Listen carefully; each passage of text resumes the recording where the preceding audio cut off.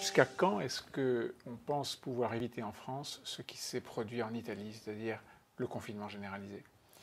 En fait, ça dépend des systèmes de santé. C'est-à-dire que les différentes mesures qui sont prises sur les différents pays du monde ne disent pas grand-chose du virus lui-même, mais disent quelque chose des sociétés et de leur système de santé, en fait. Nous avons le meilleur système de santé au monde. Oui, je le pense. Et comme l'expliquait le ministre Olivier Véran, la question c'est celle de la saturation des personnes à hospitaliser. Je rappelle que ce virus, il faut quand même le rappeler, si vous l'attrapez, vous ou moi, on a 9 chances sur 10 d'avoir les symptômes d'une grippe ou d'un gros rhume.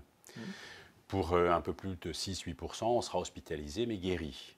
Et en fait, le meilleur obstacle finalement à cette courbe, à l'épidémie, donc la façon dont on va atteindre un plafond, ce qui arrive en Chine, c'est toutes les personnes qui ont été contaminées et qui sont guéries. En fait, c'est comme si elles étaient vaccinées.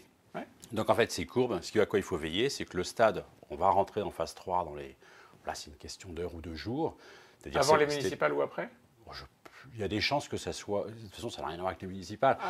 Quand on est confiné, qu'on ne peut plus circuler, le traitement à l'italienne, aujourd'hui, on ne peut pas imaginer des élections municipales en Italie avec le traitement à l'italienne. Tout à fait, traitement italien. Bon. Mais je ne suis pas certain que la phase 3 en France va se traduire par ce confinement. D'ailleurs, je ne pense pas. Ça va être le stade où, en fait, on va hospitaliser beaucoup plus et lever le pied sur la stratégie qui consiste à freiner la propagation.